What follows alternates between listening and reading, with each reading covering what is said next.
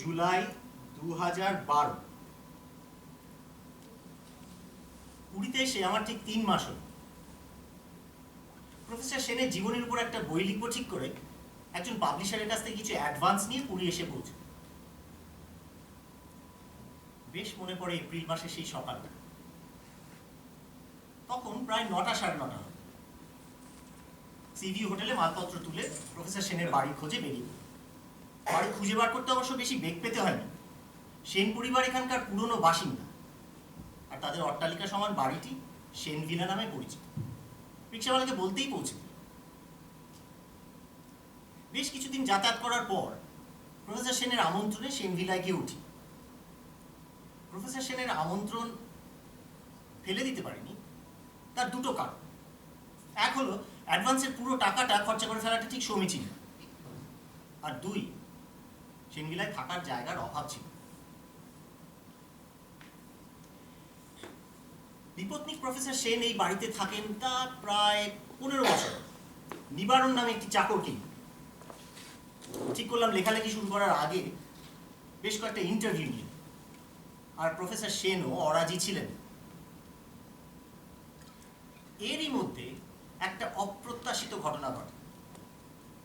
এই স্বনামধন্য শিক্ষক আর অর্থনীতিবিদ, যিনি আজ গত 15 বছর ধরে স্বেচ্ছা নির্বাসনে, ভারত সরকার তাকে পদ্মবিভূষণ সম্মানে সম্মানিত করার সিদ্ধান্ত নেয়।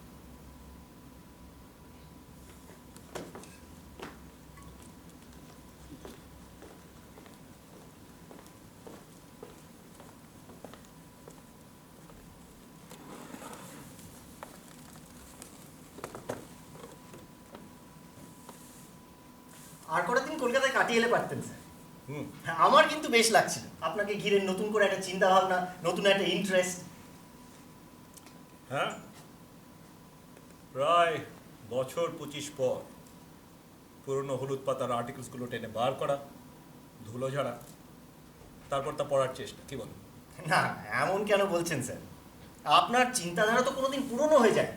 হ্যাঁ, মডার্ন ইকোনমিক্সের ট্রেন্ডটা একটু বদলে গেছে, কিন্তু আজকাল ওয়েলফেয়ার ইকোনমিক্স যথেষ্ট গুরুত্ব পাচ্ছে। না না না, আজ থাক স্যার। আরে নাও নাও, কলকাতায় গিয়ে তো দেখলাম তুমি এর সে বঞ্চিত না।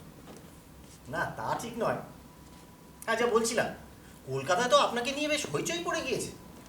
প্রফেসর মুখার্জি তো আপনার ভূয়সী প্রশংসা করছে, আর দিল্লি স্কুল অফ ইকোনমিক্সের প্রফেসর নায়ক, উনি তো বললেন আপনার মূল্যায়ন আরো আগেই হওয়া উচিত ছিল। জনসৌমিত, আধুনিক মানব চরিত্রে জেনারেল ক্যারেক্টারিস্টিক্সের মধ্যে এটা একটা। চেনা কেউ কোনো নামি দামি প্রাইস টাইস পেলে তাকে নিয়ে একটা বাড়াবাড়ি করা, তাকে নতুন চোখে দেখা, তাকে নতুন করে চেনা ইত্যাদি। যেন কোনো পুরনো প্রেমিকার সাথে আবার নতুন করে প্রেমে পড়ে। কি উপমাটা পছন্দ হলো না বুঝি? না, আসলে তা ঠিক নয়। তবে তবে আসলে আপনার সাথে গত 3 মাস ধরে এখানে আছি, কিন্তু কোনটা যে ঠাট্টার সুরে বলছেন আর কোনটা সিরিয়াসলি সেটা ঠিক বুঝে উঠতে পারিনি। হ্যাঁ, মাঝে মাঝে আসলে আমি নিজেকে বেশ আউট অফ ডেপথ ফিল করতাম। তবে কলকাতায় গিয়ে অন্যদের দেখে বেশ আশ্বস্ত হলাম যে অনেকেরই অবস্থা আমার মতো।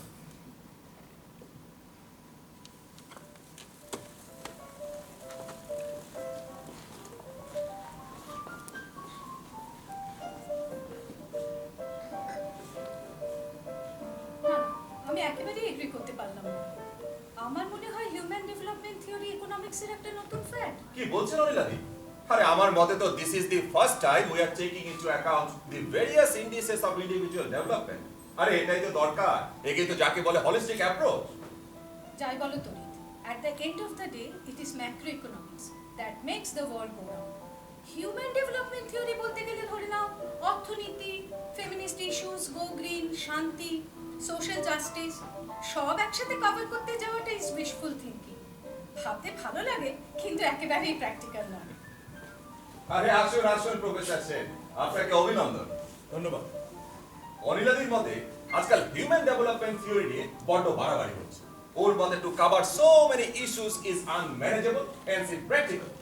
প্রফেসর সেন অবশ্য আমার সাথে একমত হবেন না, কারণ ওনার মেন কাজই তো হলো হিউম্যান ডেভেলপমেন্ট থিওরি ভিত্তি করে। তবে এই কথা মানতেই হয়, প্রফেসর সেন যখন এসব নিয়ে অ্যাক্টিভলি লেখালেখি করছেন তখনও পর্যন্ত ওই হিউম্যান ডেভেলপমেন্ট থিওরি সেই অর্থে আইডেন্টিফাইড হয়। আচ্ছা অনিলা, যে কোনো ডেভেলপ দেশে যে আমাদের দেশের তুলনায় 20% শিক্ষিত লোক বেশি, স্বাস্থ্য সংক্রান্ত সুযোগ সুবিধা বেশি, বা ধরে নিন এই বিধিমতো শিশু কন্যাদের মেরে ফেলা হয় না, এর ভিত্তি আপনার কি বলেন? উন্নত অর্থনৈতিক অবস্থা নিশ্চয়ই একটা বড় কারণ, এছাড়া অন্য কারণও তো আছে। তবে যাই বলি, যত মেজর ইকোনমিক থিওরিজ সবই তো আমরা বেস থেকে পেয়েছি। আমাদের নিজস্ব কটা চিন্তা ভাবনার জগৎ স্বীকৃতি পেয়েছে বলুন? আমার তো মনে হয় একটা বড় কারণ, আমরা কোনো কিছু ভাবতে গেলে বড় বেশি ফিলোসফিক্যাল অথবা বড় বেশি ইমোশনাল হয়ে পড়ি। পিওর সায়েন্টিফিক এনকোয়ারি আমাদের হাতে নেই। আচ্ছা অনিলা দেবী, কিছু যদি মনে না করেন, আপনার রাশিয়ার লগ্নটা কি? বৃষ রাশি সিংহ লগ্ন। আপনি কি আবার অ্যাস্ট্রোলজিতে বিশ্বাস করেন নাকি? ভাবছিলাম মানে অ্যাস্ট্রোনমি ছেড়ে দিন, অ্যাস্ট্রোলজির মতো একটা কোয়াজি সায়েন্স। এর ক্যালকুলেশন গুলো কিন্তু গ্রহ তারাগুলোর অবস্থান রিলেটিভ টু সানের উপর না। অর্থাৎ কি, গ্রহগুলো যে সূর্যের চারিধারে ঘুরছে, this is inherent in the theory. কিন্তু এটা বুঝতে বা বোঝাতে আমাদের দেশের কোনো গ্যালিলিওকে কিন্তু ইনকুইজিশনের সম্মুখীন হতে হলো আস্ট্রোলজির পিছনে। বা ধরে নিন বৈদিক শাস্ত্রের ডেসিমাল সিস্টেম, এটাও তো আমাদের দেশেই প্রথম উদ্ভাবিত। যে দেশে মৌলিক বৈজ্ঞানিক চিন্তাভাবনা হয় না, সে দেশের ক্ষেত্রে তো এটাও একটা অদ্ভুত কারণ। কিন্তু আপনার ওই বৃষ রাশি আর সিংহ লগ্ন, আপনার চিন্তার ফ্লেক্সিবিলিটি নিয়ে একটু প্রশ্ন জানাই। নমস্কার। অদ্ভুত লোক, উনি আবার ঠিকুজ্জি কুষ্টি মানেন নাকি?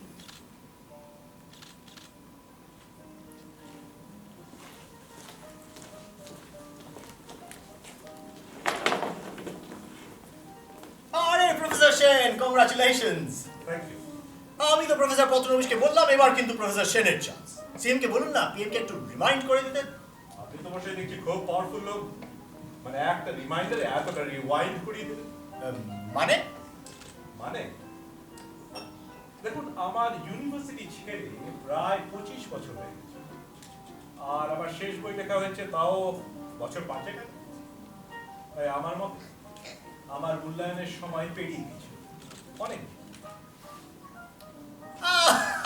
Very witty professor, very witty.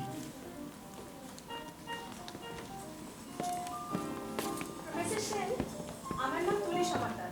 আমি কালকাটা ইউনিভার্সিটিতে পড়াই। ওখানে আপনার অনেক গল্প শুনেছি। তবু ভালো, অন্তত সত্যি কিছু শোনেননি।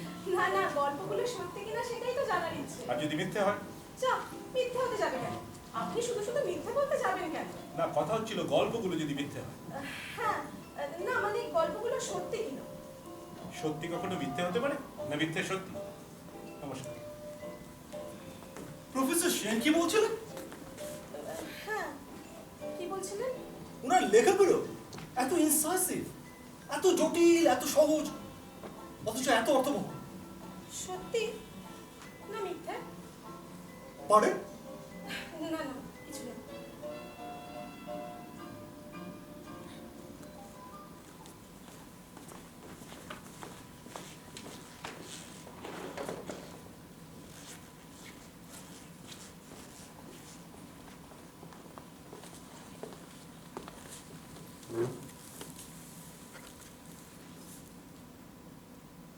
আচ্ছা স্যার, কিছু যদি মনে না করেন একটা প্রশ্ন জিজ্ঞেস করতে পারি?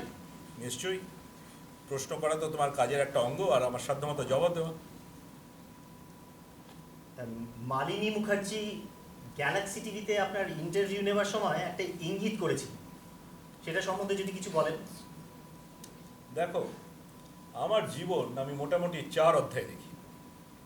প্রথম অধ্যায় দেশ ছাড়ার আগে অবধি, দ্বিতীয় বিদেশে, তৃতীয় দেশে ফিরে অধ্যাপনার কাজ, আর চতুর্থ এই তথাকথিত স্বেচ্ছানিবাস।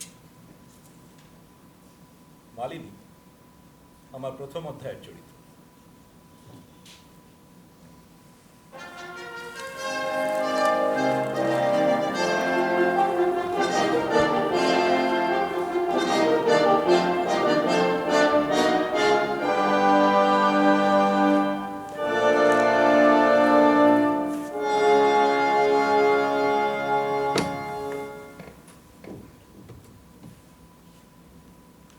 দর্শকবৃন্দদের নমস্কার জানিয়ে আজকের অনুষ্ঠান শুরু করছি। আজকে আমার সাথে রয়েছেন বিখ্যাত অর্থনীতিবিদ প্রফেসর তথাগত সেন, যাকে এবছর ভারত সরকার তার মৌলিক কাজের জন্য পদ্মবিভূষণ সম্মানে সম্মানিত করেছে। আজকের এই সাক্ষাৎকারে আমরা জানতে চাইব ওনার জীবন, অনুপ্রেরণা ও কাজের কথা, যদি উনি আমাদের সাথে কিছুটা আলোচনা করেন। প্রফেসর সেনের সঙ্গে আমার পরিচয় বহু দূরের, সেই কলেজের সময় থেকে। আমি যখন প্রেসিডেন্সি কলেজে ইংরাজি সাহিত্যের ছাত্রী হয়ে ঢুকি, তখন তথাগতদা সেখানকার স্টার স্টুডেন্টদের মধ্যে অন্যতম। আজকে আমরা ওনার সেই ফর্মেটিভ কলেজেস দিয়ে আরম্ভ করছি। তথাগতদা, তুমি তো তোমার ছাত্র জীবন দিয়ে শুরু করি। তুমি তো প্রেসিডেন্সি কলেজে ভর্তি হলে, ইকোনমিক্স নিয়ে পড়াশোনা আরম্ভ করলে। তা তুমি ইকোনমিক্স বেছে নিলে কেন? দেখো, আমার ওই হিউম্যানিটিস আর সায়েন্স দুটোই ভালো লাগতো, জানো। তো আমরা যখন প্রথম কলেজে ঢুকি, তখন ইকোনমিক্স নিয়ে একটা নতুন উৎসাহ, নতুন উদ্দীপনা। ভাবলাম যে ইকোনমিক্সে তো হিউম্যানিটিস আর সায়েন্স দুটোই আছে, তাই লেগে পড়ল। তারপর প্রেসিডেন্সি কলেজে তুমি কৃতি ছাত্র, স্নাতক ও স্নাতকোত্তর পরীক্ষায় ফার্স্ট ক্লাস ফার্স্ট। বলা যেতে পারে তখন প্রেসিডেন্সি তারকা খচিত আকাশে তুমি ধ্রুবতারা। ধন্যবাদ মানিনি, কিন্তু ওটা বলা বোধহয় একটু বাড়াবাড়ি হয়েছে। কারণ আমাদের সময় অনেকেই ছিলেন যারা কিনা কৃতি ছাত্র ছিলেন এবং পরবর্তীকালে হ্যাঁ ডিস্টিংগুইশ ক্যারিয়ার্স। ইনফ্যাক্ট আমি যদি হঠাৎ করে এই বিশেষ সম্মানটা না পেতাম, তুমি বোধহয় আমার ওই ধ্রুবতার আখ্যাটা দিচ্ছ। ওটা তোমার বিনয় তথাগত। যাই হোক, তারপর প্রফেসর সুবিমল মিত্রের তত্ত্বাবধানে পিএইচডি। এছাড়া সেই 3 বছর তোমার বেশ কয়েকটা পেপার্স, নামি দামি জার্নালস, অনেক কিছু তোমার পাবলিশড হয় এবং প্রকাশিত হয় ডক্টর মিত্রের সাথে লেখা তোমার প্রথম বই, economics and the third world. তবে দর্শক বন্ধুদের কাছে আমি ফিরে যেতে চাই আমাদের কলেজের দিনগুলোতে। আমার মনে হয় সেই স্মৃতিচারণ প্রফেসর সেনের অন্য দিকগুলোর সাথে আমাদের পরিচয় করিয়ে দেবে। আচ্ছা তথাগতদা, তোমার তো সাহিত্যে খুব ঝোঁক ছিল। হ্যাঁ, আর সেই সূত্রেই তোমার সাথে প্রথম আলাপ, তাই তো? বেশ মনে পড়ে, কলেজে ম্যাগাজিনের জন্য একটা ছোট গল্প লিখেছিলাম। তুমি সে বছর ম্যাগাজিনের এডিটর ছিলে। বলেছিলে বিয়োগান্ত সেই গল্পের শেষটা একটু পাল্টে দিতে। গল্পের নামটা যেন মানেনি, আমার এখনো মনে আছে। বিকল্প, কি ধৃষ্টতা ভাবা। তুমি সেদিন ছিলে সাহিত্যের ছাত্রী, আজকে স্বনামধন্য লেখিকা। আর আমি কিন্তু ইকোনমিক্সের ছাত্র হয়ে তোমার গল্পের উপর কলম চালাতে বিন্দু মাত্র দ্বিধা করলাম না। তার কয়েক বছর পর আরেকটা গল্পের শেষও তুমি পাল্টে দিলে। হঠাৎ করে একদিন বললে বিলেত যাচ্ছি।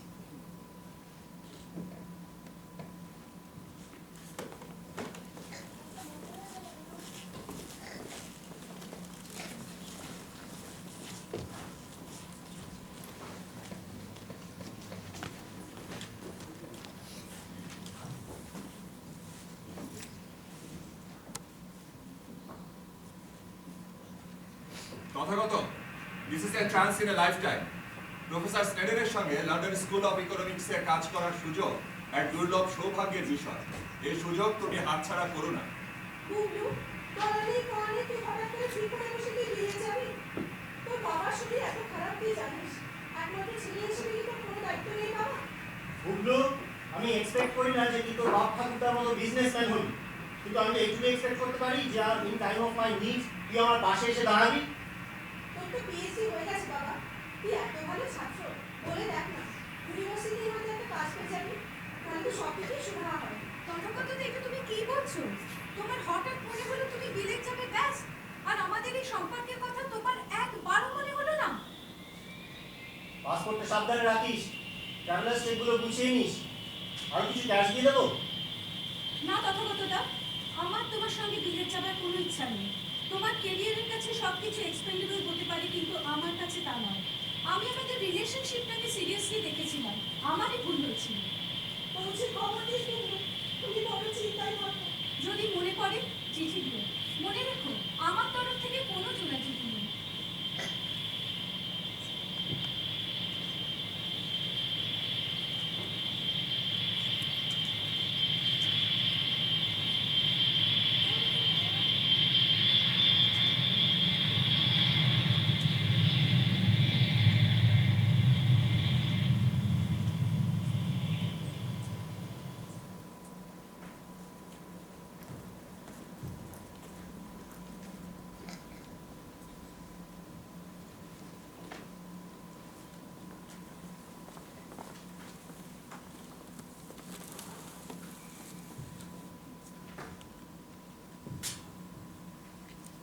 ওরা কটার সময় আসবে বললাম যেন? সকালে তো বললেন সন্ধে 6:30 নাগাদ এসে পৌঁছবে। হুম, খুব ভোরে কলকাতা থেকে বেরোলে ড্রাইভ করে এখানে পৌঁছতে প্রায় ওরকম সময় লাগবে। আমার বড় ছেলে কাল লন্ডন থেকে সপরিবারে কলকাতা এসে পৌঁছেছে, ছোট ছেলে সবাইকে নিয়ে আসছে। প্রায় 10 বছর পর আমার 2 ছেলে সপরিবারে এ বাড়িতে আসছে। জানো সৌমিত্র, আমরা যখন কোনো একটা জিনিস, একটা জায়গা বা কোনো সম্পর্ক পেছনে ফেলে রেখে আসি, তখন বুঝতে পারি না যে ঠিক সেখানে আর ফেরা যায় না। আমার আর মালিনীর ক্ষেত্রেও বোধহয় সেরকমই হয়েছে, অন্তত আমি তাই মনে করি।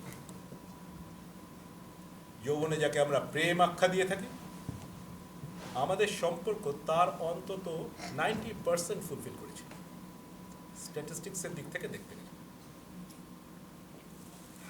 কি তোমার প্রশ্নের জবাব পেলে? কি ভাবছো? না, ভাবছি আপনার চিন্তাধারা তো শুধুমাত্রই স্ট্যাটিস্টিক্স আর ইকোনমিক্সের মধ্যে সীমাবদ্ধ নয়। তাই তাই তখন আমার মূল্যবোধ কি বলছিল, তাই তো? দেখো, আমি যেমন বিদেশ যাওয়ার সুযোগটা হাতছাড়া করতে চাইনি, দেশে ফেরার ব্যাপারেও ততটাই শিওর ছিলাম। মালিনী দেশ ছাড়তে রাজি ছিল না, আর আমি একবার বিদেশে গেলে যে দেশে ফিরবো সে ব্যাপারেও ততটা শিওর ছিল না। তবে তুমি ওর সাথে এই ব্যাপারে কথা বলে দেখতে পারো, তোমার বইয়ের কাজে লেগে যেতে পারে। মাইট প্রোভাইড অ্যান ইন্টারেস্টিং চ্যাপ্টার। সেটা বোধহয় প্রেজেন্টেশনের উপর নির্ভর করবে। আমার ইচ্ছে যেটা সত্যি সেটাকে সঠিকভাবে তুলে ধরা, নিজের ইচ্ছে মতো রং চং চড়িয়ে। সত্যিটা কি সৌমিত্র? আমাদের ভেতর কে ঠিক ছিল আর কে ভুল সেটা যাচাই করা। না না, আমি তা বলছি না স্যার। আমি জানি তুমি কি বলতে চাইছো, কিন্তু ইকোনমিস্ট তো বায়াস খুঁজতে বড় ভালো না। তবে একটা কথা, তুমি আমার যা মূল্যায়ন করবে, that will also betray your bias.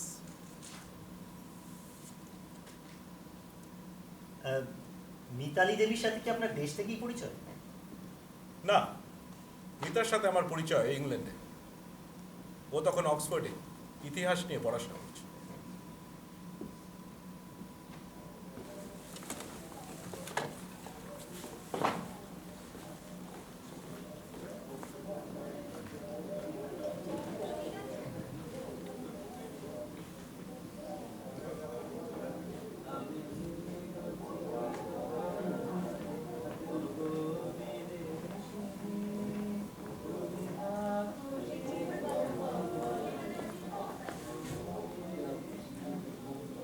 নমস্কার, কথা কত সে? মিতালি বাই। শ্যামলদানি মাঝে মাঝে লন্ডনে বাঙালিদের এক জায়গায় করার এক ভালো দিন আছে, জানো? নতুন নতুন বাঙালিদের সাথে বেশ আলাপ হয়ে যায়। ওহো, শুধু লন্ডন কি বলছেন? বাঙালি খাবারের গন্ধে আমি তো অক্সফোর্ড থেকে চলে এলাম। বৌদির রান্না যা ভালো। সে তো নিশ্চয়। তো আপনি অক্সফোর্ডে? ইতিহাস নিয়ে পড়ছি। আপনি? ইকোনমিক্স, লন্ডনেই থাকেন।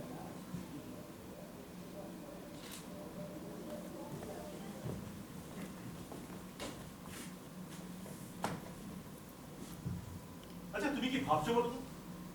বারে, এটা ভাবার বিষয় নয় বলছো? আরে তোমার মুখ থেকে তো মনে হচ্ছে কোন ভাইকিং জলদস্যু তোমায় প্রপোজ করেছে। তাহলে তো চিন্তার কোনো কারণই ছিল না। সে তুমি বলতে চাও আমি ভাইকিং জলদস্যু না তো? সিরিয়াসলি মেয়ে, আমি তোমার হ্যাঁ কিংবা না শোনার অপেক্ষায় আছি। তুমি তো জানো আমারও তো হ্যাঁই হবে। কিন্তু তুমি এই ডিসিশনটা কোনো ঝোঁকের বসে নিচ্ছ না তো? তোমার এরকম কেন মনে হচ্ছে? না, জানো অনেক লোক আছে যাদের দেখলে মনে হয় সাথেই আছে আবার নেই। সেটা আমরা আবার কোনো এক্সিস্টেনশিয়াল তর্কে ঢুকে পড়ছি না তো? এটা সিরিয়াসলি বলছি আমি, ঠাট্টা নয়। আমাদের মতো 2 বছরের উপরে আলাপ, কিন্তু এখনো মনে হয় তোমাকে ঠিক চিনে উঠতে পারছি। তাহলে তুমি আর ইভেন, কারণ শাস্ত্র মতে নারী চরিত্র বোঝাও দুষ্কর। আমি কিন্তু ঠাট্টা করছি না। হাটটা আমিও করছি না মিতা। আমার থিসিস সাবমিট করা হয়ে গেছে আর লন্ডনে থাকার মেয়াদও ফুরিয়েছে, আর 3 মাস পর পাই। তাই এই ডিসিশনটা এখন না নিলেই না।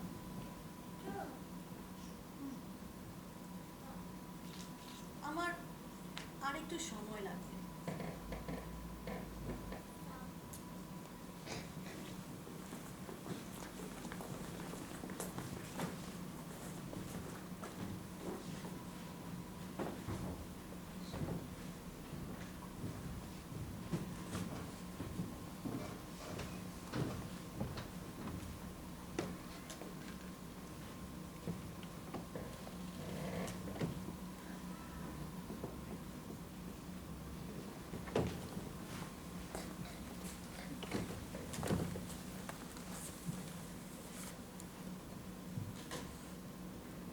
আজ মিতা বেঁচে থাকলে কে জানে হয়তো অন্যরকম হতো। স্যার,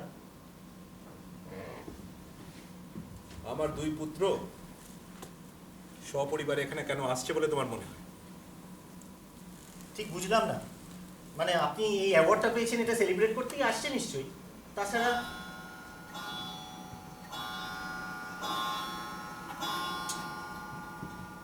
পাঁচটা বাজলো, ওরা আর ঘন্টাখানেকের মধ্যেই এসে পড়বে।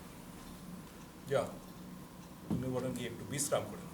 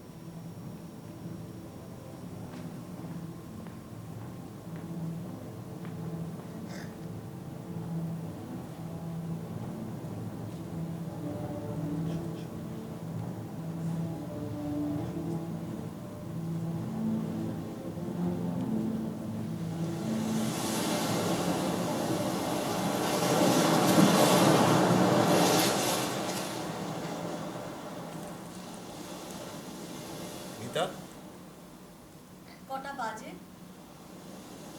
5টা। তোমার চায়ের সময় হলো। কি করি ঠিক বুঝতে পারছি না। তোমার যা মনে হয় তুমি তো তাই করবে। অন্যরকম করেছো কোনোদিন? এ তুমি ঠিক বলছো না মিতা। আমি কিন্তু সবসময় তোমাদের কথা ভেবেই। তথাগত, তোমার কি কখনো মনে হয়নি যে সারা জীবন তুমি নিজের ইচ্ছে মতো সাজিয়ে নিয়েছো? বিলেতে তোমার পড়াশোনা শেষ হলো, তখন তোমার দেশে ফেরার তাড়া, তাই চটজলদি আমাদের বিয়ে হয়ে গেল। আমি পিএইচডি না করেই ফিরে এলাম। আমারও একটা ক্যারিয়ারের ইচ্ছে ছিল, ওই সেটা তো হলো না। 2 সন্তান মানুষ করে যখন দম ফেলার সময় পেলাম, তখন দীর্ঘ 10টা বছর পেরিয়ে গেছে। আমি তখন স্ত্রী, মা, ঘরকন্যা বলে এক দক্ষ শিল্পী। অন্য কোনো আইডেন্টিটির কথা মাথায় আসে না। তোমার ক্যারিয়ার, তোমার নাম যশ, তোমার ভালো লাগা খারাপ লাগা, তোমার ভাবনা চিন্তা, আমাদের 40 বছরের বিবাহিত জীবন শুধু তোমাকে ঘিরে। তুমি তো কখনো কিছু বলনি মিতা। আমি তো ভাবতাম তুমি সুখেই আছো, ভালোই আছো। থাকো সব কথা। বাড়ির ব্যাপার কি ভাবলে? তুমি তো সবই জানো, নতুন কিছু নয়, ওই পুরনো ভাবনা চিন্তায় রয়ে গেছে। 3 পুরুষের শেকড় বাকড় পারবে পারবে উপড়ে ফেলতে? আজ 10 বছর হলো তুমি চলে গেছো। প্রথম যখন এই পুরীতে এসেছিলাম, তখন মনে হয়েছিল সামনে অঢেল সময়, সমুদ্রের মতো দিগন্ত বিস্তৃত। ভেবেছিলাম বাকি জীবনটা তোমার সাথে এখানে কাটিয়ে দেব। কিন্তু হঠাৎ একদিন তুমি কিছু না জানিয়ে চলে গেলে। শেকড় বাকড় তো আজ 10 বছর হলো মিতা। এখন এই ঘর বাড়ি দেওয়াল জানলা দরজা সব চাপিয়ে শুধু শুধু সমুদ্রের আওয়াজ। ডাক্তার অবশ্য বলে আমার কানের ব্যামো হয়েছে, ভালো একটা নামও দিয়েছে জানো, টিনিটাস, কিন্তু তার কারণ খুঁজে পাচ্ছে না। পিতা, তুমি একটা রিলকের কবিতা বলতে না? তোমার মনে আছে মিতা? মিতা,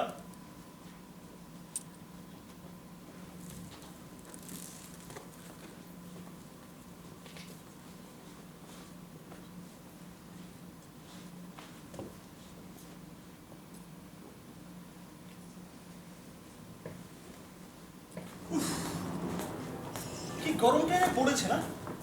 বাবাকে কত করে বললাম যে কয়েকটা এসি বসিয়ে দিতে। দাদু, দাদু, আর রাস্তায় জ্যাম দিন দিন বেড়েই চলেছে। এর চেয়ে বোধহয় ট্রেনে এলে ভালো হতো। আপনার ভাইকে বলুন যেখানে যাবে গাড়ি নিয়ে, তা আবার নিজে ড্রাইভ করে। খাওয়া পড়া মাইনে দিয়ে কেন যে ড্রাইভারটাকে পুষছে তা শুধু ভগবানই জানে। তবু তো স্করপিও বলে বাবু পেছনের সিটে বসে আসতে পেরেছে। ছোট গাড়ি হলে একেবারে ঘাড়ের ওপর চেপে বসতো। আরে বছরের এই সময়টা কলকাতা বলো কি পুরী, সে এক প্যাচপ্যাচে গরম। তোমরা তো আবার লন্ডনের ঠান্ডায় অভ্যস্ত, এই গরম নিশ্চয়ই পুরো নাজেহাল অবস্থা। না না, ঠিকই আছে।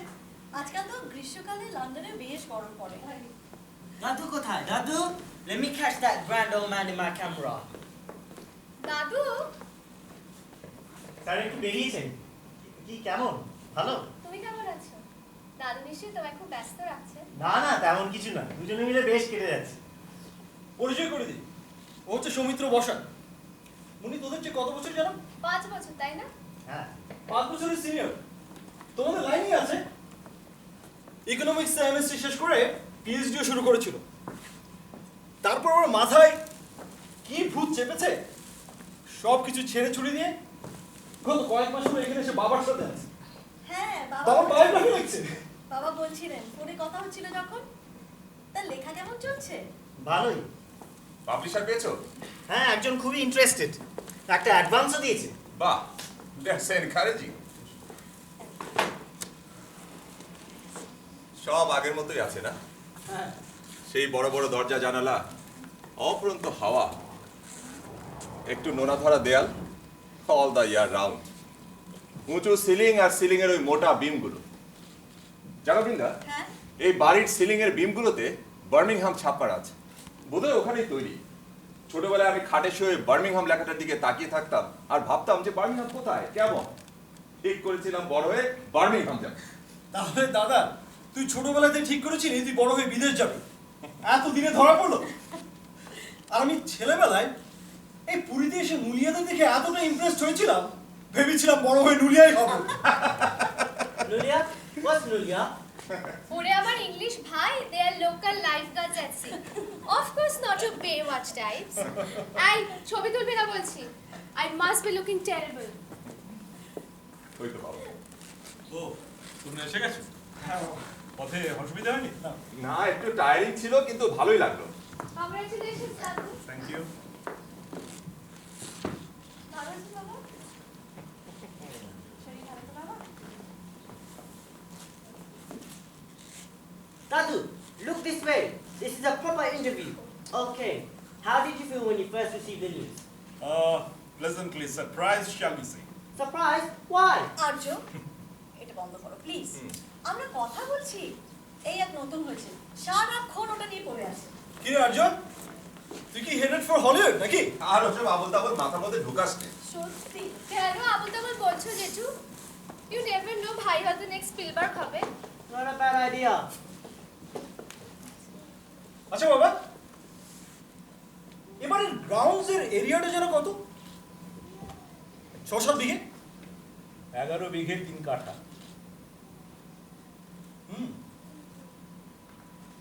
নিবারণ, ও নিবারণ। নিবারণ একটু দেশে গেছে, ওর নাতি খুবই অসুস্থ। সে কি বাবা? তাহলে রান্না বান্না? এই তো আমরা দুজনেই বেশ চালিয়ে নিচ্ছি। সে কি করে? আরে সপাক রন্ধন, স্যার তো সেদিন খিচুড়ি রাঁধলেন। বাবা, খিচুড়ি? কেন আমি রাখতে পারি? একটু এক্সপেরিমেন্টাল হয়েছিল এই। খুব হয়েছে, আর এক্সপেরিমেন্টে কাজ নেই। তোমরা সবাই চা খাবে তো? আমার চলবে। এই শুনো না, এই রঞ্জনকে রাখবো আমাদের ড্রাইভার, ও বেশ রান্না টান্না করতে পারে। আগে কি একটা কি কেটারিং এ কাজ করতো। ও বেচারাকে আর চাপ দেওয়া কেন, চলো আমরা নিজেরাই সামলে নিতে পারবো। চাপের কি দিদি, সারা রাস্তা তো পেছনের সিটে বসে ঘুমোতে ঘুমোতেই এলো। আমাকেও এক কাপ চা দিও। পাবে। সৌমিত্র গিয়ে সব বাজার টাজার করে এনেছে। মা, রাতে একটু ডাক বাংলা চিকেনটা করো। ডাক বাংলো কাকে বলে জানিস? Who cares? It tastes fabulous. চ সমুদ্র ধারে। তোর মনে আছে 10 বছর আগে আমরা এখানে এসেছিলাম? Oh yeah, we were tiny. You bad time. Eh. চলো না সমুদ্রদা। সত্যি বাবা, ইটস এ গ্রেট নিউজ। তা তোমার নাম কে প্রপোজ করলো? বোধহয় প্রফেসর নায়ার, তবে বুঝতেই পারছো সবই শোনা কথা। সে তো বটেই। তুমি তো এখানে এই হারমিটে যেয়ে পড়ে থাকো। সত্যি মাইরি, তবে এবার প্রাইজের সুবাদে অনেকদিন পর আবার কলকাতায় গেলে না? তা বটে। বেশ করে জবরদস্ত পার্টি হলো জানিস। আমরা তাজ হোটেলের পার্টিতে গিয়েছিলাম।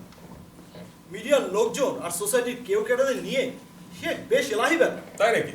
হ্যাঁ, আচ্ছা বাবা, তোমার পদ্মবিভূষণটা ওই কি যেন তোমার বই, হ্যাঁ, ওয়েলফেয়ার রিঅ্যাপ্রেজড, ওই বইটার জন্যই তো নাকি? না, ইন জেনারেল কাজকর্ম নিয়েই। তুমি গেম থিওরি নিয়ে কাজ করছিলে না? কোনো বইটি লেখার কথা ভেবেছো? না, আমার আন্ডারে একটা ছেলে রিসার্চ করছে। ওর থিসিসের সুবাদে দু একটা পেপার পাবলিশ হয়েছে, তবে বই এখনই নয়। আমাদের একটা জোরদার সেলিব্রেশন হবে, কি বলিস? Of course, we should have a celebratory lunch together. একটা শ্যাম্পেনের বোতলও কিন্তু এসেছে। Will do it in style.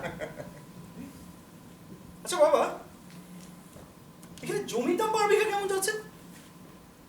কেন, তুমি কিনবে না? হ্যাঁ, ভাবা যেতেই পারে। তোমার বিজনেস তাহলে ভালোই চলছে। দুটো হোটেল বানাবার কন্ট্রাক্ট পেয়েছি, তার মধ্যে একটা 3 স্টার, দুটো হাই রাইজ, একটা কলকাতা, একটা বর্ধমান, আর একটা শপিং মল লেক টাউন। মন্দ যাচ্ছে না। তবে তোমার তো ইনসুরকিতে তেমন কোনো ইন্টারেস্ট নেই, তবু জিজ্ঞেস করলে থ্যাংক ইউ। এখানে পুরীতে কি করবে ভাবছো? একটা ভালো অফার পেয়েছি। অতল, ওসব কথা এখনই থাক।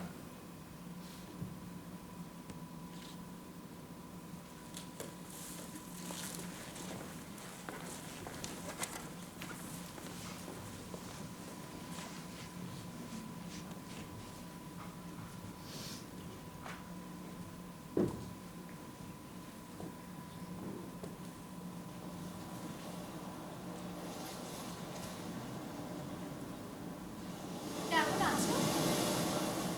ভালোই। তুমি? কলকাতায় কবে ফিরছো? এই তো তোমার দাদুর সাথে ঘুরে এলাম। না মানে ফাইনালি, নাকি অন্য কোনো প্ল্যান আছে? না না, তেমন কিছু নেই।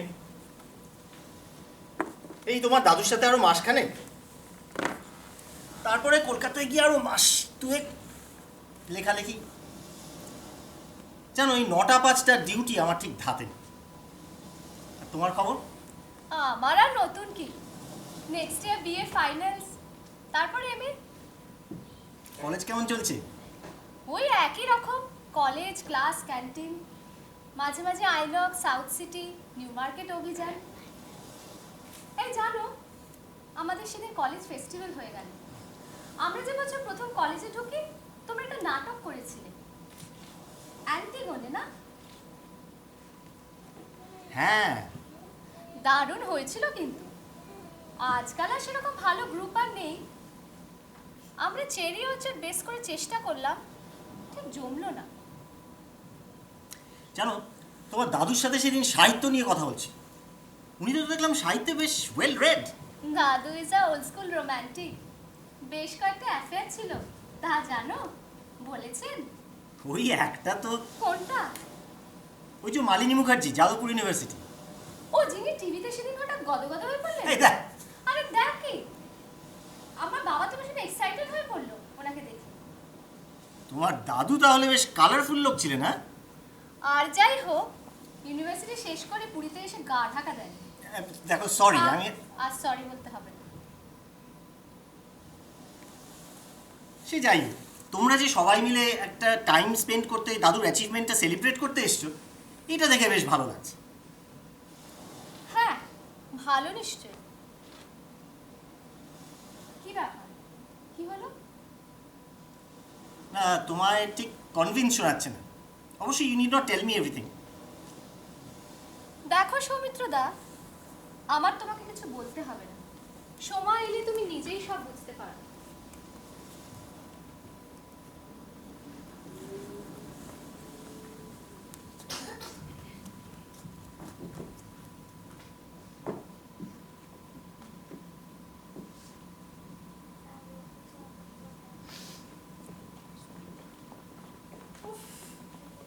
গরম তারপর আবার রান্না, দুদিনের জন্য ছুটিতে এসেও রান্না।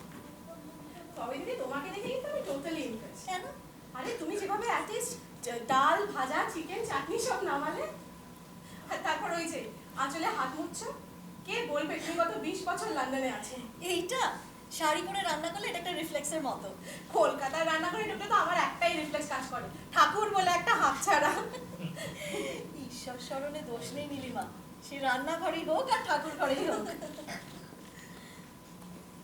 এই জানো তো, অতনু তো আবার একটা নতুন গাড়ি বুক করলো, মার্সিডিজ। তাই নাকি? হ্যাঁ, আর বলো না, দুটো গাড়ি অলরেডি আছে, একটা হন্ডা সিটি, একটা স্করপিও। ওটা নিয়ে অবশ্য কাজে যায়, এটা 3 নম্বর। তোমাদের কি গাড়ি গো দিদি? নীলিমা, একটা কথা জিজ্ঞেস করবো? হ্যাঁ বলো।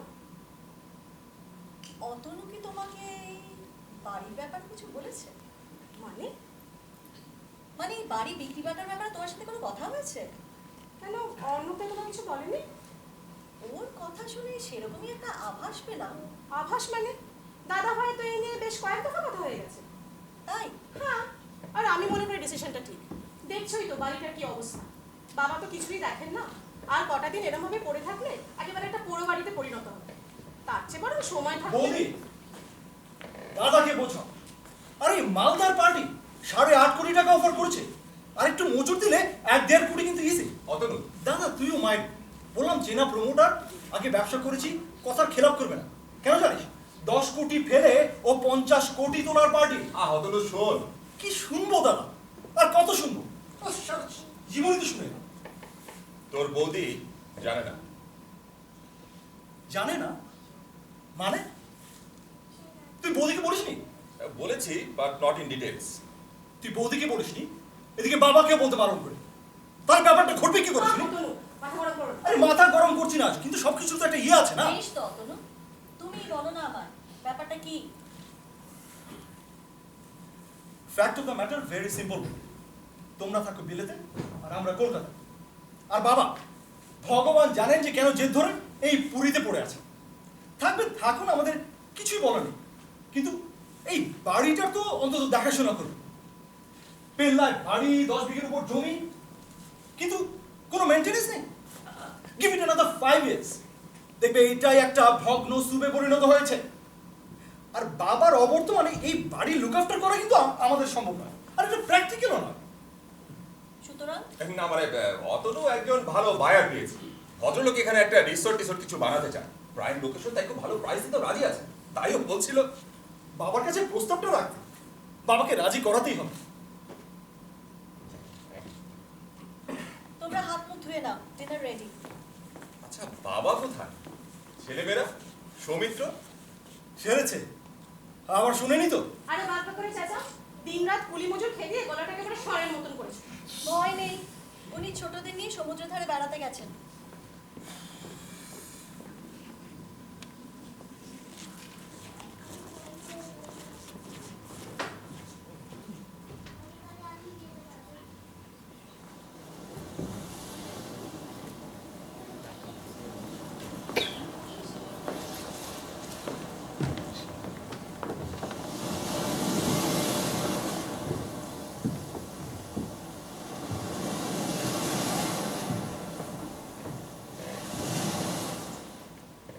সমুদ্র মানুষের কাছে সবসময় একটা challenge, and every once in a while কিছু লোক আসে who take up the challenge.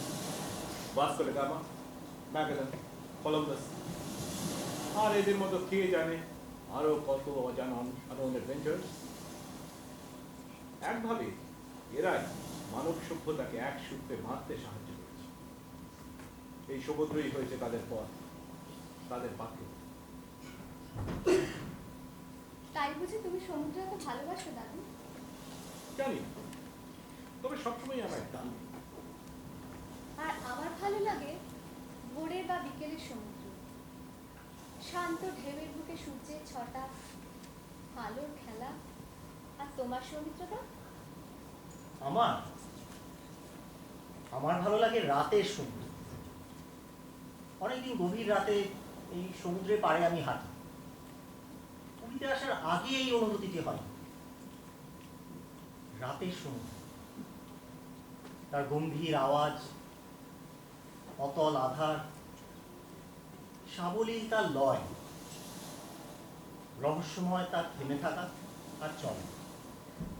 আর আজ তো I like the stormy sea. Jano Dadu, we once went to Turkey. The weather got really bad. The gale force wind had picked up.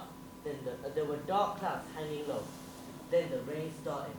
The waves, they were huge. I remember I was standing at the window of our hotel room. I was totally mesmerized. Stormy sea, yeah, that's what I like. কি অদ্ভুত তাই না? Each one of us loves the sea, but in a different way. আর তুমি বললে তুমি জানো না। তাই বললাম বুঝি। হ্যাঁ, তুমি তো বললে তুমি জানো না তোমার সমুদ্র কেন এত ভালো লাগে। হয়তো তার খোঁজেই এখানে 15 বছর পড়ে আছি। চলো বাড়ি ফিরে যাই ডিনারের সময়।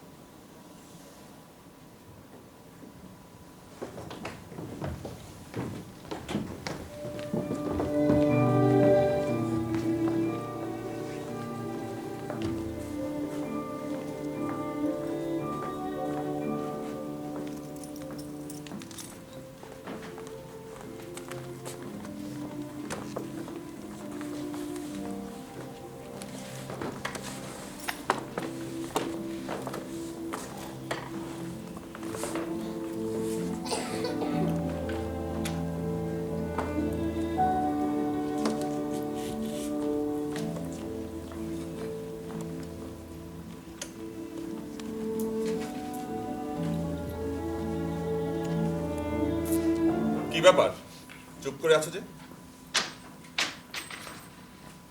আরে বাবা, তোমায় তো আগেই বলেছি। এমন ভাব করছো যেন এই প্রথম শুনলে। প্রায় তাই। মানে প্রপার্টিটা বিক্রি করার কথা ভাবা উচিত বলা এক, আর প্রমোটার ডেকে সেই প্রপার্টির দাম 8 কোটি না 10 কোটি হবে সেটা ঠিক করা আরেক। এই দুটোর মধ্যে তফাৎ বোধহয় তোমার বুঝতে অসুবিধা হচ্ছে না? হ্যাঁ হচ্ছে। কিরকম? তোমার হঠাৎ এই বেঁকে বসাটা নিয়ে। তোমাদের পৈতৃক প্রপার্টি অর্ণব, তোমরা উত্তরসূরি, এতে আমার বেঁকে বসা কি সোজা থাকার কোনো মানে রাখে কি? তার মানে তো ওই একই দাঁড়ালো, তোমার এতে মত নেই। না, তার মানে আমার মতের কোনো দাম নেই, কারণ তার কোনো প্রয়োজন। This is not a matter of semantic, Brinda. তুমি খুব ভালো করেই জানো যে আমি তোমার মতামতকে রেসপেক্ট করি। আর সেই জন্যই পুরো কথাটা আমায় বলে উঠতে পারলে না পরিষ্কার করে। আরে বাবা, অতটুকু যে একজন চেনা ডেভেলপারের সাথে টাকা পয়সার কথা বলে ফেলেছে, তা তো সত্যি আমি জানতাম না। তবে নীলিমা যে বললো তোমাদের দু ভাই এই নিয়ে অনেকবার কথা হয়ে গেছে। হ্যাঁ, ইন জেনারেল যেমনটা হয় আর কি। অর্ণব, তোমার সাথে অতনুর ইন জেনারেল কথা হয় 9 মাসে 6 মাসে একবার কি দুবার, সেখানে গত 2 মাস ধরে প্রতি উইকেন্ডেই ফোন। আমি ভাবলাম বয়স বাড়ছে তাই ভাইয়ের প্রতি টানও বাড়ছে। তোমার এত সিনিক্যাল না হলেও চলবে। আর অতনু তো ঠিকই বলেছে, এটা একটা প্র্যাকটিক্যাল প্রবলেম। বাবার যা বয়স হয়েছে, অ্যাট এনি টাইম। তাহলে অপেক্ষা করতে ক্ষতি কি? মানে উনি বাকি জীবনটা শান্তিতে এখানে কাটিয়ে যান, তারপরে তোমরা বাড়ির মালিক হলে যা ভালো বুঝবে তাই করো। তুমি কি আমার সঙ্গে ঠাট্টা করছো? তোমার কি তাই মনে হচ্ছে? বৃন্দা, এটা ঠাট্টার বিষয় নয়। আরে ঠাট্টা করতে যাবো কেন? নর্মালি যেভাবে প্রপার্টি ইনহেরিটেড হয় সে কথা বলছি। নাকি মনে মনে এই চিন্তাও রয়েছে যে ভদ্রলোক যদি এভাবে আরো বেশ ক বছর কাটিয়ে যান তাহলে কি হবে? বৃন্দা, চেঁচিও না অর্ণব, আমি অবাক হয়ে যাচ্ছি তোমাদের লোভ দেখে। বৃন্দা, তুমি বড্ড ওভাররেট করছো। এটা টাকার লোভ নয়। This is a pragmatic solution. Otherwise loss খেতে হবে, যেটা আমরা বাঙালিরা খুব ভালোই পারি। তো পুরো ব্যাপারটা তোমার কাছে যখন এতই পরিষ্কার, আমার সাথে ডিসকাস করে সময় নষ্ট করছো কেন? দেখো বৃন্দা, আমার ধৈর্যের একটা সীমা আছে। আচ্ছা, তুমি একটু স্পষ্ট করে বলবে যে তোমার এটা আপত্তিটা কোথায়? আমার আপত্তি কারণ আমি ভালোভাবেই জানি বাবা এই প্রস্তাব মেনে নেবেন না। এক্স্যাক্টলি। আর সেজন্যই তো বাবার সঙ্গে কথা বলা, ওকে রাজি করানো। তার আগে আমাকে রাজি করো, যাতে কথাটা আমি তাকে বলি। এই তো। উফ বৃন্দা, তুমি শুধু শুধু। চিকেনটা বেড়ে হয়েছিল, বেশি খাওয়া হয়ে গেল। উফ, আবার শুরু করলে? আরে এই কিছু না, নাইট ক্যাপ। দাদাকে জিজ্ঞেস করো, স্বাস্থ্যের পক্ষে খুব ভালো। আর রোজ রাতে একটু করে খেলে গাল দুটো আপেলের মতো টুসটুসে হয়ে যায়। সে তো দেখতেই পাচ্ছি, ওজন 90 কেজি ছাড়িয়ে গেছে। আরে দুদিন লোহা মালে ঠিক হয়ে যাবে। সে তো গত 5 বছর ধরেই শুনছি। আরে অতনু সেন, এই 93 কেজি ওজন নিয়েও এখনো স্টার, বুঝলে? হ্যাঁ, দাদাকে দেখেছো? তোমার চেয়ে 4 বছরের বড়। কি সুন্দর ছিপছিপে চেহারা মেনটেন করেছে। আরে ওরকম চেহারা রাখতে গেলে স্যান্ডউইচ আর স্যালাড খেতে হয়, 9টা 5টা করতে হয়। লাইফে কোনো রকম রিস্ক নিতে নেই, কোনো টেনশন রাখতে নেই। আচ্ছা, অর্ণবদা কি সত্যি দিদিকে কিছু বলেনি গো? এই হলো গিয়ে দাদা। সে ছোটবেলা থেকে দেখে আসছি ওই ধরি মাছ না ছুঁই পান, সে শালা আমাকে দিয়ে বলা। Anyway, I don't care. আজ বৌদিকে বলেছি, কাল বাবাকে বলবো। স্ট্রেট কাট, নো দাঁড়ায় পাঠায়। বাবা কি রাজি হবেন? আমি বললে স্ট্রেট নো। সেই জন্যই তো দাদা বৌদিকে দরকার। দেখো, তুমি আবার ফস করে বেফাস কিছু বলে ফেলো না কিন্তু। এখন নীলিমা 8-10 পেগ দাম করে দিলেও ওই বিজনেস ডিল করার সময় কাঁটা এদিক থেকে ওদিকে হয় না, বুঝলে? আরে বাবা, এটা তো তোমার বিজনেস ডিল নয়, এটা ফ্যামিলির ব্যাপার। নো ম্যাডাম, ফ্যামিলির সাথে বিজনেসের ব্যাপার। তোমার কি মনে হয় দাদা এমনিতেই রাজি হয়েছে? 4 কোটি টাকা is a big amount of money even for my দাদা হু আর্নস ইন পাউন্ডস। এই সত্যি 8 কোটি অফার করছে গো? তোমার কি মনে হয়? কি জানি বাবা, তোমাদের এসব দরদাম আমার বুদ্ধিশুদ্ধির বাইরে। 12 কোটি। কি? ইয়েস ম্যাডাম, একদম বাড়িয়ে বলছি না, 12 কোটি অফার করেছে। সে কি, দাদা বৌদিকে যে বললে 8-10? দাদা বৌদি জানবেন কানুরি আমাকে 8 কোটি টাকা অফার করেছে, আমি 10 বলেছি। কানুরি 8 থেকে নড়েন। অবশেষে 2 ভাই আবার কথাবার্তা, সবশেষে আমরা 8 কোটিতে রাজি হই। তবে যে এখন বললে 12 কোটি? উফ নীলিমা, তুমি না কবে যে বুদ্ধিশুদ্ধি খাটাতে শিখবে না? আরে আর তো সে গল্পটা তো শুধু দাদা বৌদির জন্য। কানুরিয়ার সাথে আমার কথা হয়ে গেছে, সে এই প্রপার্টিটার জন্য এক কথায় 12 কোটি টাকা দিতে রাজি হয়েছে। আমি ওকে বলে দিয়েছি সব কাগজপত্র হবে 8 কোটি, আর বাকি 4 কোটি এইখানে ডিক্লেয়ার। 8 কোটি 4 পাবেন দাদা, 4 পাবো আমি। 50-50। তুমি কি বলছো তনু? তুমি তোমার নিজের দাদাকে? নো নীলিমা, আমি অনেক ঠান্ডা মাথায় ভেবে দেখেছি, আমি আমার দাদাকে ঠকাচ্ছি না। এই সেন ফ্যামিলি থেকে আমি আমার সারা জীবনের পাওনার শুধুমাত্র একাংশ নিজের বুদ্ধির জোরে আদায় করে নিচ্ছি। কি যাতা বলছো? ইয়েস ম্যাডাম, হিসেবে 1 পয়সা গলতি নেই। সেই ছোটবেলা থেকে তুচ্ছ তাচ্ছিল্য ছাড়া কিছুই পাই। বাবা মা আত্মীয় স্বজন সবার মুখে শুধু দাদা আর দাদা। দেখো, দাদার মতো হও, দাদার মতো ভালো হও, দাদার মতো অর্গানাইজড হও, পড়ালেখায় ফার্স্ট হও, ডিবেটে ফার্স্ট হও। আজ লোকে এসে দেখুন 4 কোটির গন্ধে আমার সেই দাদার কি অবস্থা, সেটা আমার হাত থেকে খুদ খাচ্ছে। My ideal dada is dancing to my tune. অত নয়, ড্রিঙ্ক করো না প্লিজ। 100 বার করো। আমাদের বিয়ের কথা মনে আছে? কত বয়স ছিল আমার? I was only 22. কি বুদ্ধি ভাষ্য ছিল আমার। বললাম প্রেমে পড়েছি, বিয়ে করব, ব্যাস, that was my sin. বাড়ি থেকে বের করে দিলে। সেদিন আমি নিজের কাছে প্রতিজ্ঞা করেছিলাম নিজের পায়ে দাঁড়া, আর আমার ক্ষমতা ছিল, দাঁড়িয়েছি। আজ আমি একজন সাকসেসফুল বিজনেসম্যান। সাউথ কলকাতা 3টে বাড়ি, 3টে গাড়ি, 30-35টা লোক আর তাদের ফ্যামিলির ভাত কাপড় আসে এই অতনু সেনের কৃপা। তুই ভাবছো এই ডিল আমি শুধু করেছি টাকা লোভে? নো ম্যাডাম, শুধু টাকা লোভে না, I am proving my point here. Atanu শান্ত হও, মাথা ঠান্ডা করো। তুমি রাগে এতটাই অন্ধ হয়ে গেছো যে তুমি বুঝতে পারছো না তুমি যেটা করতে চলেছো সেটা কতটা ছি। ছি ছি ছি করো না। আরে ছি ছি করার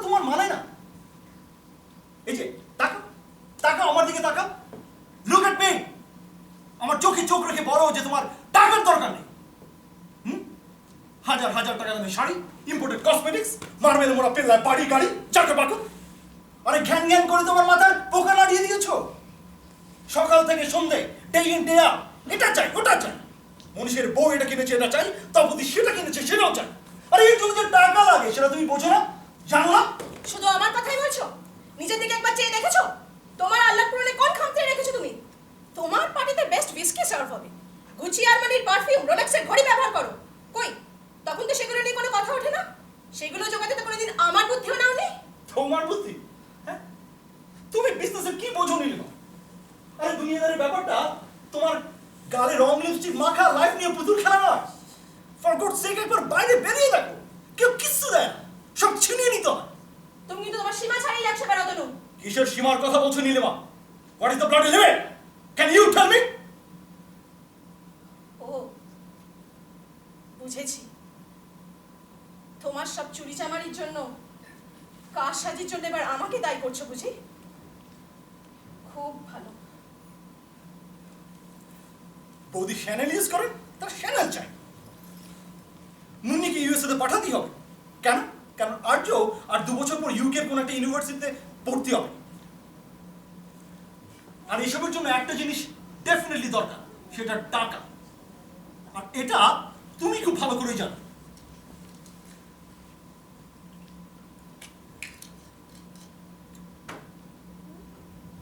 কি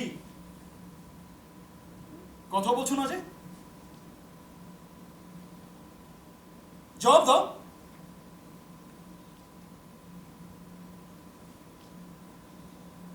কি হলো?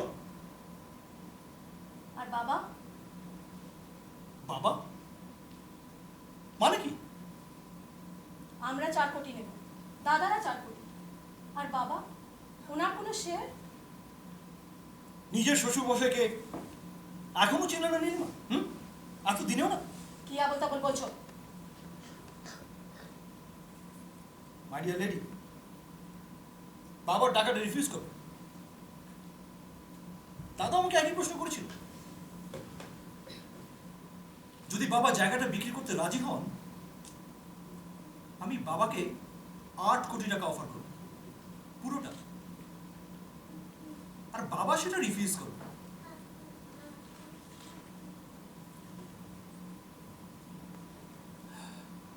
আমার মাঝে মাঝে কি মনে হয় জানো? এই সেন ফ্যামিলিতে তথাগত সেনকে সবচেয়ে ভালো চেনেন তার এই ছোট ছেলে অতনু সেন।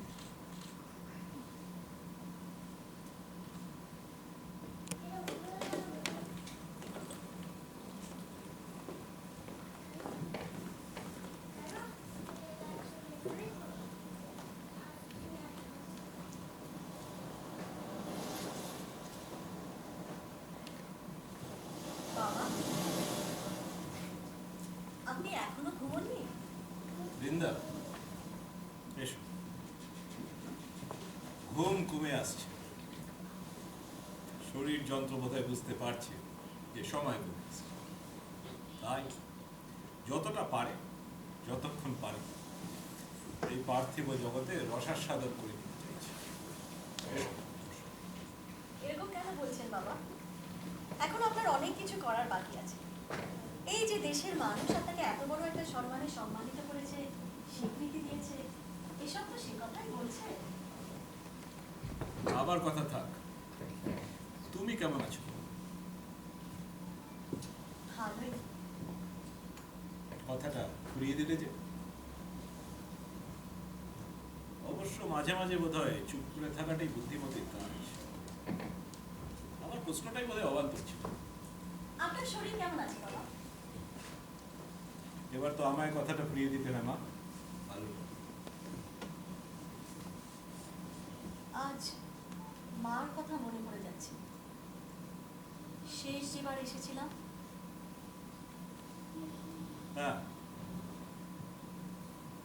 তোমরা শেষ অব্দি যখন এসে পৌঁছলে তখন প্রায় 3 দিন পর, তাই না? ততদিনে আমি বিধি মতো মন্ত্রতন্ত্র পড়ে মিতার সাথে শেষ বোঝাপড়া করে নিয়েছি।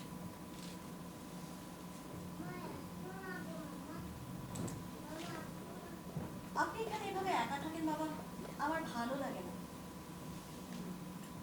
শুধু ভালো লাগার জন্য তো জীবন নয় বৃদ্ধ। জন্মেছি যখন, তখন কিছু দেখতে, কিছু শুনতে, কিছু জানতে তো আমরা বাধ্য, তাই না? সে তো এড়িয়ে যাওয়া যায়। নিয়ম ভাঙতে গিয়ে দেখলাম আরেক নিয়মের আওতায় চলে গেছি। আরো খানিকটা পথ চলা বাকি, তাই চলছে, যেমন তুমিও চলছো।